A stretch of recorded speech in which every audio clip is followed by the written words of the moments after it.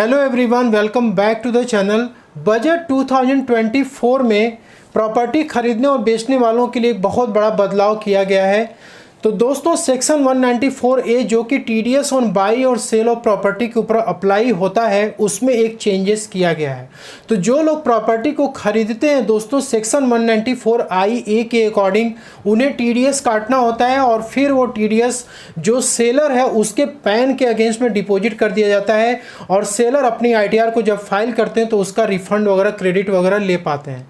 तो दोस्तों, दोनों के ऊपर ही ये सेक्शन जो है अप्लाई होता है। स्पेशली बायर की रिस्पॉन्सिबिलिटी यहाँ पे ज़्यादा बढ़ जाती है। तो अब आपके ऊपर कंप्लायंस का बर्डन बढ़ने वाला है। दोस्तों, गवर्नमेंट जब भी कोई नया सेक्शन फाइनेंस बिल में इंसर्ट करती है, कुछ सालों तक वो फॉलो होता है। उसके बाद गवर्नमेंट की नज़र उस सेक्शन पे पड़ती है और वहाँ पे गवर्नमेंट ये देखती है कि अरे यार, यहाँ पर तो हमें रेवेन्यू का लॉस हो रहा है, तो इसमें ऐसा करते हैं कि कुछ इसमें बदलाव कर देते हैं जिससे कि हमारी रेवेन्यू जो है गड़बड़ ना हो।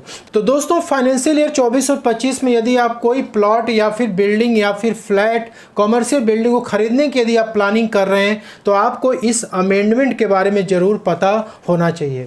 तो चलिए स्टार्ट करते हैं। और यहाँ पे दोस्तों, सबसे पहले तो एक बेसिक इसके बारे में समझ लेते हैं कि सेक्शन 194IA क्या कहता है।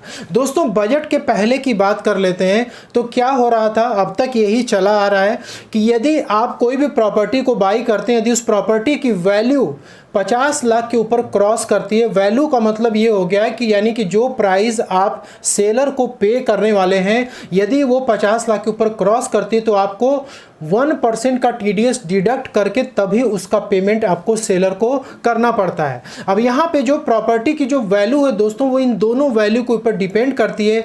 मतलब उस प्रॉपर्टी की स्टैम्प ड्यूटी वैल्यू क्या है और उसका ट्रांसफ़र प्राइस क्या है, यानी एक्चुअल प्राइस का क्या है। दोनों की प्राइस में जो सबसे ज़्यादा होता है उसी पे TDS 1% जो है कैलकुलेट किया जाता है।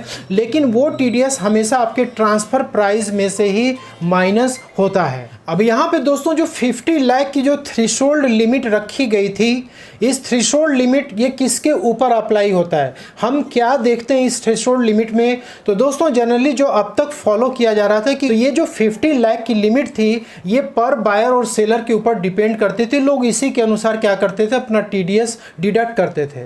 वैसे यदि सेक्शन 194IA को यदि आप डीप में जाकर के पढ़ेंगे तो वहाँ पे 50 लाख की जो थ्रेशोल्ड लिमिट है वो पर प्रॉपर्टी वहाँ पे बताई गई है। लेकिन लोग जनरली क्या करते थे कि पर बायर के ऊपर इसको अप्लाई करके TDS वगैरह डिडक्ट करते थे। तो यहाँ पे दोस्तों, जैसे मान लीजिए कि एक बायर और एक सेलर है, मतलब आप अकेले बाई कर रहे हैं प्रॉपर्टी को, एक ही सेलर है उस प्रॉपर्टी का, और 50 लाख तक यदि उसकी वैल्यू है तो उस केस में TDS यहाँ पे एक भी रुपया नहीं कटेगा, 1% का TDS नहीं कटेगा। ठीक है। यदि एक बायर और एक सेलर है और प्रॉपर्टी की वैल्यू क्या होगी, 55 लाख रुपये हो गई, तो आपको क्या करना, 1% का TDS यहाँ पे बायर डिडक्ट करेगा। मतलब 55,000 रुपये TDS को डिडक्ट करके तभी वो पेमेंट करेगा। अब सिनारियो थोड़ा सा यहाँ पे चेंज हो जाता है कि यहाँ पे बायर हो गए 2 और सेलर हो गया 1। मतलब जनरली क्या होता है, लोग को ओनरशिप में प्रॉपर्टी बाई करते हैं, जैसे हस्बैंड वाइफ हो गया या फिर 2 पार्टनर्स हो गए जो एक प्रॉपर्टी को बाई कर रहे हैं। अब वहाँ पे क्या आ रहा है, लेट सपोज की प्रॉपर्टी है 90 लाख रुपए की, तो प्रॉपर्टी की वैल्यू तो यहाँ पे 50 लाख के ऊपर क्रॉस कर चुकी है। तो जनरली यहाँ पे क्या होगा कि भाई आपको TDS तो डिडक्ट करना चाहिए। लेकिन लोग क्या कर रहे थे, अभी तक इसको ये फॉलो कर रहे थे कि 50 लाख की जो लिमिट देखी जा रही थी वो पर बायर देखी जा रही थी। पर बायर का मतलब हो गया कि यहाँ पे 2 बायर हैं तो 45 लाख रुपए एक के ऊपर पड़ा खर्चा, प्रॉपर्टी का जो भी वैल्यू है 45 लाख रुपए पड़ा। तो 50 लाख के ऊपर तो क्रॉस किया नहीं, इसलिए TDS यहाँ पर डिडक्ट हुआ नहीं। इसके बाद दोस्तों, चौथा केस है कि एक बायर है और 2 सेलर है। जनरली होता भी है कि कभी कोई प्रॉपर्टी होती है उसमें 2 सेलर होते हैं को ओनरशिप में। अब यहाँ पे प्रॉपर्टी की वैल्यू क्या होगी, 60 लाख रुपीस हो गई। लेकिन यहाँ पे बायर क्या है, एक ही है। तो बायर क्या कर रहा है, अलग अलग सेलर को भाई 30 लाख रुपीस पेमेंट कर रहा है। तो यहाँ भी क्या हो रहा है, 50 लाख के ऊपर क्रॉस कर नहीं रही वैल्यू, तो यहाँ भी TDS क्या हो गया, डिडक्ट नहीं होगा। तो दोस्तों, यहाँ पे क्या हो रहा है कि गवर्नमेंट इन चीज़ों को बहुत ही केयरफुली ऑब्जर्व की। गवर्नमेंट को जो है सोते हुए सपना आया कि भाई यहाँ पे बदलाव करने की ज़रूरत है, नहीं तो ऐसे तो हमारा बहुत बड़ा नुकसान हो सकता है। दोस्तों, यहाँ पे हमने ओपन किया हुआ है फाइनेंस बिल 2024 और यहाँ पे देख सकते हैं अमेंडमेंट ऑफ सेक्शन 194 IA में चेंजेस किया गया। क्या चेंजेस किया गया दोस्तों कि provided that where there is more than one transferor और transferee in respect of any immovable property, मतलब कोई भी इमूवेबल प्रॉपर्टी हो, चाहे वो लैंड हो, चाहे फ्लैट हो, विला हो, डुप्लेक्स हो, चाहे कोई भी हो, रूरल एग्रीकल्चरल लैंड हो नहीं होनी चाहिए। यदि उसमें एक से ज़्यादा, ट्रांसफरर का मतलब होता है बायर, ठीक है, और ट्रांसफरी का मतलब होता है सेलर। यदि एक से ज़्यादा बायर हैं और एक से ज़्यादा सेलर हैं, then the consideration shall be aggregate of the amount paid और payable by all the transferee to the transferor. अब यहाँ पे क्या हो रहा है कि जो कंसिडरेशन है यानी कि जो सेल वैल्यू है वो क्या होगा कि अब एग्रीगेट में काउंट किया जाएगा, जो कि सारे जो है बायर मिल करके पेमेंट करेंगे, या फिर यदि एक बायर है और 2 या 3 सेलर तो तीनों सेलर का मिला करके एग्रीगेट कितना हो रहा है अब वो यहाँ पे कंसिडर किया जाएगा। And all the transferor of the transfer of such immovable property. तो यहाँ पे क्या हो रहा है कि सेक्शन 194 IA में अब पर बायर और पर सेलर की लिमिट अब नहीं देखी जाएगी। मतलब ऐसा कहा जाए कि 50 लाख की जो लिमिट थी वो अब यहाँ पे क्या हो रही है, खत्म हो रही है। अब यहाँ पे क्या हो रहा है कि एग्रीगेट देखा जाएगा। अब पर बायर और पर सेलर का कॉन्सेप्ट यहाँ पे खत्म हो जाएगा दोस्तों 1 अक्टूबर 2024 से। आप यहाँ पे देख सकते हो, यहाँ पे बजट के पहले का सिचुएशन हम लिए हुए हैं और बजट के बाद का सिचुएशन लिए हुए हैं। तो यहाँ पे देख सकते हो दोस्तों कि बजट यानी कि बिफोर बजट तो 30 सितंबर 2024 तक सेक्शन 194 IA जो कि अब तक आ रहा था वो 30 सितंबर 2024 तक ये अप्लाई होगा। मतलब कि इसके पहले जो भी आप प्रॉपर्टी वगैरह बाई करेंगे, आप TDS वगैरह जो पहले काटते आप आ रहे थे उसी तरीके से आप डिडक्ट करेंगे और जमा करेंगे, यानी कि पर बायर वाली और पर सेलर वाली लिमिट यहाँ पे देखी जाएगी। लेकिन 1 अक्टूबर के बाद जो है अब वो सारी चीज़ें खत्म हो जाएंगी। अब एग्रीगेट जो वैल्यू होगी प्रॉपर्टी की वो देखी जाएगी, चाहे कितने भी उसमें बायर और सेलर हो उससे मतलब नहीं है। तो दोस्तों यहाँ पे 2 कॉलम रहेगा, यहाँ पे 3 केसेस हमने लिया हुआ है। तो पहले वाले केस में क्या रहेगा कि बजट के पहले की सिचुएशन और बजट के बाद की सिचुएशन हम डिस्कस करेंगे, और दूसरे वाले केस में भी इसी तरीके से बजट के पहले बजट के बाद का, और तीसरे वाले केस में भी इसी तरीके से हम डिस्कस करेंगे। सबसे पहला जो केस है कि एक बायर और एक सेलर का पहले शर्त ले लेते हैं यहाँ पे कि यदि प्रॉपर्टी में एक बायर और एक सेलर है तो बजट के पहले का यहाँ पे टिक देखिए हमने मारा हुआ है कि बजट के पहले का सिचुएशन है। तो यहाँ पे सेल वैल्यू 50 लाख रुपीस का हम अज्यूम करके चल रहे हैं, ठीक है। सेल वैल्यू मतलब जो पेमेंट आप प्रॉपर्टी का आप करने वाले हो 50 लाख रुपीस से लेट सपोज, और स्टैंप ड्यूटी वैल्यू उस प्रॉपर्टी की 55 लाख रुपीस आ रही है। तो दोस्तों अभी आपने रूल देखा कि जो सेल वैल्यू है और स्टैंप ड्यूटी वैल्यू दोनों में से जो ज़्यादा होगा TDS के लिए वही वैल्यू कंसिडर की जाएगी। तो वैल्यू फॉर TDS यहाँ पे 55 लाख हो गया और TDS अमाउंट यहाँ पे 55,000 आ गया। तो इस 55,000 को सेल वैल्यू में से माइनस करेंगे, यानी बायर माइनस करेगा, और जो रिमेनिंग अमाउंट होगा वो क्या करेगा, सेलर के अकाउंट में ट्रांसफर कर देगा। ये तो हो गया बजट के पहले की बात। अब बजट के बाद क्या सिचुएशन हो रहा है आप देख सकते हैं, एक बायर और एक सेलर है।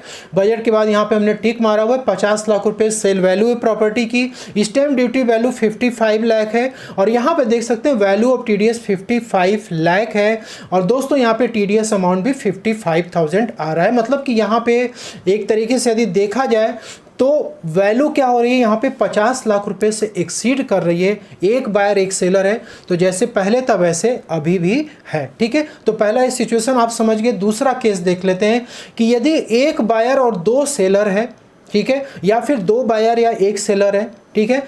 बजट के पहले का सिचुएशन 50 लाख रुपए वैल्यू है, स्टैंप ड्यूटी वैल्यू क्या है यहाँ पे दोस्तों 55 लाख रुपीस है, लेकिन यहाँ पे वैल्यू फॉर TDS 0 है।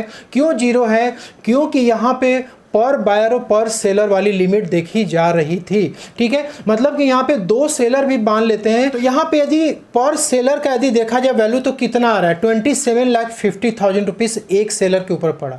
वहीं पे यदि बायर का देखें, यदि 2 बायर एक सेलर हो जाते हैं तो भी 27,50,000 आ गया। तो मतलब वो बायर 50 लाख के ऊपर वो प्रॉपर्टी नहीं ले रहा है, इसलिए वो TDS डिडक्ट नहीं करेगा। तो यहाँ पे सिचुएशन क्या हो गया कि लिमिट जो देखी गई 50 लाख वाली वो बायर बायर और सेलर के ऊपर देखी गई पर बायर पर सेलर, इसलिए यहाँ पे TDS जो वैल्यू का 0 हो गया और TDS अमाउंट भी यहाँ पे 0 हो गया। अब दोस्तों यहाँ पे अगेन बजट के बाद वाली सिचुएशन कि यहाँ पे 50 लाख रुपए सेल वैल्यू है और 55 lakh rupees stamp duty value आ रही है। अब यहाँ पे वैल्यू फॉर TDS 55 लाख हम लेंगे क्योंकि यहाँ पे चाहे 2 बायर हो या 1 सेलर हो या फिर 2 सेलर हो या 1 बायर हो, अब यहाँ पे ये नंबर काउंट नहीं होगा। ये जो वैल्यू है एग्रीगेट वैल्यू यहाँ पे कंसिडर की जाएगी, मतलब टोटल प्रॉपर्टी की वैल्यू कितनी आ रही है। मतलब यदि यहाँ पे 2 सेलर हैं तो दोनों सेलर मिल करके कितने की प्रॉपर्टी सेल कर रहे हैं, वो प्रॉपर्टी है 55 लाख रुपए की। या फिर 2 बायर यदि मिलके खरीद रहे हैं तो टोटल कितनी आ रही है 55 लाख रुपए की। इसलिए यहाँ पे 55 लाख रुपए को कंसीडर किया जाएगा TDS के लिए और TDS यहाँ पे 55,000 रुपये डिडक्ट किया जाएगा और फिर ये सेल वैल्यू में से माइनस हो जाएगा। अब दोस्तों तीसरा केस देख लेते हैं कि 2 बायर 2 सेलर का सिचुएशन। अगेन बजट के पहले 60 लाख रुपए हम मान लेते हैं यहाँ पर कि प्रॉपर्टी की क्या है सेल वैल्यू 60 लाख रुपए है। मतलब कि यहाँ पर मान लीजिए हस्बैंड वाइफ है या 2 पार्टनर्स हो गए और वहाँ भी 2 सेलर खड़ा है, ठीक। तो यदि हस्बैंड जो है खरीदेगा तो 2 सेलर का खरीदेगा नहीं, 15-15 लाख रुपया पड़ेगा, ठीक है। उस हस्बैंड के लिए वाइफ के लिए भी 15-15 लाख रुपए पड़ेगा। टोटल वैल्यू कितनी आ गई 60 लाख रुपीस की आ गई। तो यहाँ पे चाहे हम 2 बायर लें या 2 सेलर लें 15 लाख जो है यहाँ पे पड़ेगा। तो अगेन 50 लाख रुपए से क्रॉस नहीं किया, इसलिए TDS यहाँ पे क्या होगा 0 होगा। वैल्यू फॉर TDS और TDS का अमाउंट भी यहाँ पे 0 हो जाएगा। तो दोस्तों यहाँ पे यदि थर्ड सिचुएशन यदि हम देखें तो आप देख सकते हो 60 लाख तो सेल वैल्यू होगी, लेकिन स्टैम्प ड्यूटी वैल्यू यहाँ पे 70 लाख रुपीस हो चुकी है। तो बजट के बाद अब 2 बायर 2 सेलर यदि होंगे तब कोई मायने नहीं रखेगा क्योंकि एग्रीगेट वैल्यू यहाँ पे क्या आ रही है 70 लाख रुपीस आ रही है। तो ये TDS के लिए 70 लाख रुपीस ली जाएगी वैल्यू और TDS अमाउंट जो होगा वो 70,000 रुपये का TDS अमाउंट होगा। मतलब कि यहाँ पे 2 बायर हैं तो वो 2 सेलर के लिए TDS रिटर्न फाइल करेंगे और TDS डिडक्ट करेंगे। तो मतलब यहाँ पे हो गया कि 70,000 डिवाइडेड बाई 4 हमें करना पड़ेगा। तो वैल्यू क्या हो जाएगी 70 लाख डिवाइडेड बाई 4।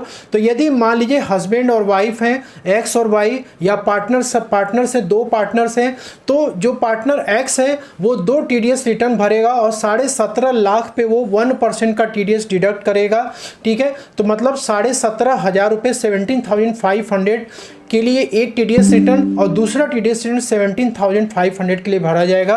वैसे ही Y भी उसी तरीके से 17.5 लाख पे TDS डिडक्ट करेगा, फिर अगेन जो दूसरा सेलर है उसके लिए 17.5 लाख पे TDS डिडक्ट करेगा। तो यहाँ पे 4 TDS रिटर्न्स जो है फाइल किए जाएंगे और चारों सेलर के पैन नंबर के अकॉर्डिंग वो जो है डिडक्ट होगा और जमा किया जाएगा।